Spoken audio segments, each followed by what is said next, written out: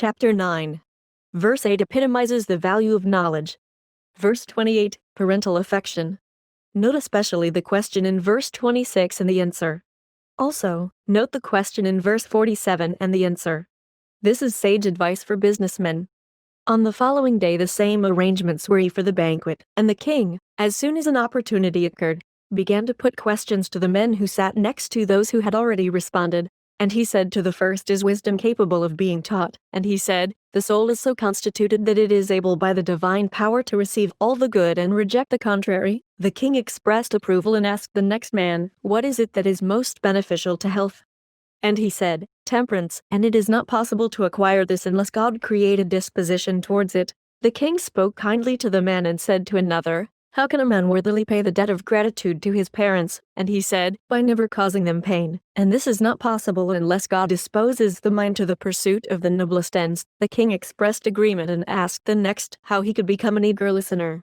And he said, by remembering that all knowledge is useful, because it enables you by the help of God in a time of emergency to select some of the things which you have learned and apply them to the crisis which confronts you. And so the efforts of men are fulfilled by the assistance of God. The king praised him and asked the next how he could avoid doing anything contrary to law. And he said, if you recognize that it is God who has put the thoughts into the hearts of the lawgivers that the lives of men might be preserved, you will follow them. The king acknowledged the man's answer and said to another, what is the advantage of kinship? And he replied, if we consider that we ourselves are afflicted by the misfortunes which fall upon our relatives, and if their sufferings become our own, then the strength of kinship is apparent at once, for it is only when such feeling is shown that we shall win honor and esteem in their eyes. For help, when it is linked with kindliness, is of itself a bond which is altogether indissoluble. And in the day of their prosperity, we must not crave their possessions, but must pray God to bestow all manner of good upon them. And having accorded to him the same praise as to the rest, the king asked another how he could attain freedom from fear. And he said, when the mind is conscious that it has wrought no evil, and when God directs it to all noble counsels. The king expressed his approval and asked another how he could always maintain a right judgment. And he replied, if he constantly set before his eyes the misfortunes which befall men and recognized that it is God who takes away prosperity from some and brings others to great honor and glory. The king gave a kindly reception to the man and asked the next to answer the question how he could avoid a life of ease and pleasure. And he replied, if he continually remembered that he was the ruler of a great empire and the lord of vast multitudes, and that his mind ought not to be occupied with other things, but he ought always to be considering how he could best promote their welfare. He must pray, too, to God that no duty might be neglected. Having bestowed praise upon him, the king asked the 10th how he could recognize those who were dealing treacherously with him. And he replied to the question, if he observed whether the bearing of those about him was natural, and whether they maintained the proper rule of precedence at receptions and councils, and in their general intercourse, never going beyond the bounds of propriety in congratulations or in other matters of deportment. But God will incline your mind, O king, to all that is noble. When the king had expressed his loud approval and praised them all individually, amid the plaudits of all who were present, they turned to the enjoyment of the feast. And on the next day, when the opportunity offered, the king asked the next man, what is the grossest form of neglect? And he replied, if a man does not care for his children and devote every effort to their education. For we always pray to God not so much for ourselves as for our children, that every blessing may be theirs. Our desire that our children may possess self-control is only realized by the power of God. The king said that he had spoken well and then asked another how he could be patriotic. By keeping before your mind, he replied, the thought that it is good to live and die in one's own country. Residence abroad one brings contempt upon the poor and shame upon the rich, as though they had been banished for a crime. If you bestow benefits upon all, as you continually do, God will give you favor with all and you will be accounted patriotic. After listening to this man, the king asked the next in order how he could live amicably with his wife. And he answered, by recognizing that womankind are by nature headstrong and energetic in the pursuit of their own desires, and subject to sudden changes of opinion through fallacious reasoning, and their nature is essentially weak. It is necessary to deal wisely with them and not to provoke strife. For the successful conduct of life, the steersman must know the goal toward which he ought to direct his course. It is only by calling upon the help of God that men can steer a true course of life at all times. The king expressed his agreement and asked the next how he could be free from error. And he replied, "If you always act with deliberation and never give credence to slanders, but prove for yourself the things that are said to you and decide by your own judgment the requests which are made to you and carry out everything in the light of your judgment, you will be free from error, O king. But the knowledge and practice of these things is the work of the divine power." Delighted with these words, the king asked another how he could be free from wrath. And he said in reply to the question, if he recognized that he had power over all even to inflict death upon them, if he gave way to wrath, and that it would be useless and pitiful if he, just because he was Lord, deprived many of life. What need was there for wrath when all men were in subjection and no one was hostile to him?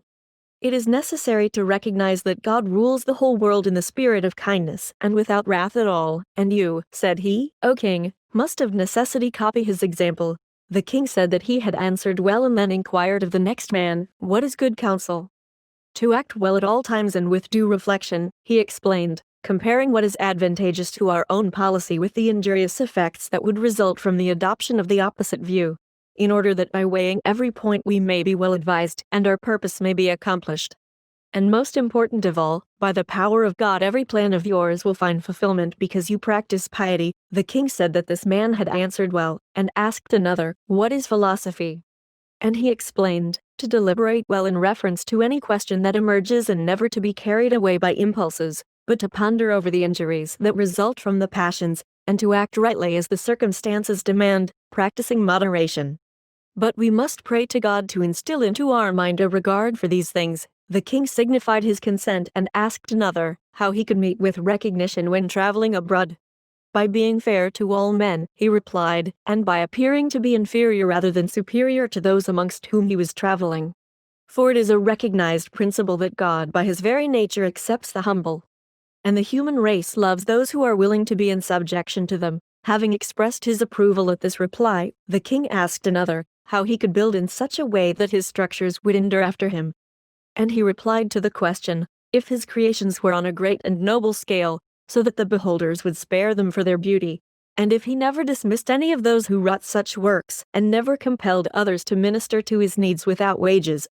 For observing how God provides for the human race, granting them health and mental capacity and all other gifts, he himself should follow his example by rendering to men a recompense for their arduous toil one, for it is the deeds that are wrought in righteousness that abide continually.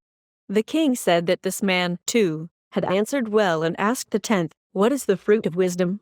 And he replied, that a man should be conscious in himself that he has wrought no evil, and that he should live his life in the truth. Since it is from these, O mighty king, that the greatest joy and steadfastness of soul and strong faith in God accrue to you if you rule your realm in piety. And when they heard the answer they all shouted with loud acclaim, and afterward, the king in the fullness of his joy began to drink their healths. And on the next day, the banquet followed the same course as on previous occasions, and when the opportunity presented itself the king proceeded to put questions to the remaining guests, and he said to the first, how can a man keep himself from pride? And he replied, if he maintains equality and remembers on all occasions that he is a man ruling over men.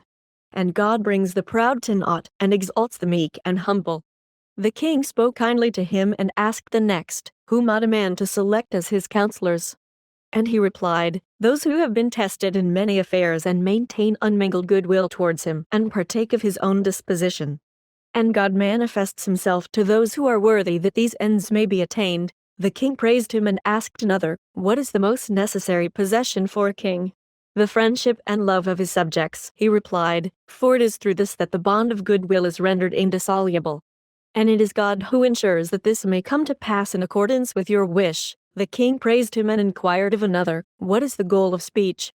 And he replied, to convince your opponent by showing him his mistakes in a well-ordered army of arguments. For in this way you will win your hearer, not by opposing him, but by bestowing praise upon him with the view to persuading him. And it is by the power of God that persuasion is accomplished. The king said that he had given a good answer, and asked another, how he could live amicably with the many different races who formed the population of his kingdom. By acting the proper part towards each, he replied, and taking righteousness as your guide, as you are now doing with the help of the insight which God bestows upon you.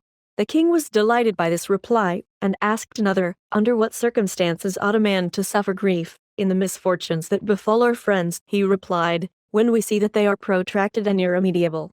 Reason does not allow us to grieve for those who are dead and set free from evil, but all men do grieve over them because they think only of themselves and their own advantage. It is by the power of God alone that we can escape all evil. The king said that he had given a fitting answer, and asked another, how is reputation lost? And he replied, when pride and unbounded self-confidence hold sway, dishonor and loss of reputation are engendered. For God is the Lord of all reputation and bestows it where he will. The king gave his confirmation to the answer, and asked the next man, to whom ought men to entrust themselves? To those, he replied, who serve you from goodwill and not from fear or self-interest, thinking only of their own gain. For the one is the sign of love, the other the mark of ill will and time-serving. For the man who is always watching for his own gain is a traitor at heart. But you possess the affection of all your subjects by the help of the good counsel which God bestows upon you. The king said that he had answered wisely, and asked another, what is it that keeps a kingdom safe? And he replied to the question, care and forethought that no evil may be wrought by those who are placed in a position of authority over the people. And this you always do by the help of God who inspires you with grave judgment. The king spoke words of encouragement to him, and asked another, what is it that maintains gratitude and honor? And he replied, virtue, for it is the creator of good deeds, and by it evil is destroyed, even as you exhibit nobility of character towards all by the gift which God bestows upon you. The king graciously acknowledged the answer and asked the 11th, since there were two more than 70, how he could in time of war maintain tranquility of soul. And he replied, by remembering that he had done no evil to any of his subjects, and that all would fight for him in return for the benefits which they had received, knowing that even if they lose their lives, you will care for those dependent on them. For you never fail to make reparation to any, such is the kind-heartedness with which God has inspired you. The king loudly applauded them all and spoke very kindly to them, and then drank a long draught to the health of each, giving himself up to enjoyment, and lavishing the most generous and joyous friendship upon his guests.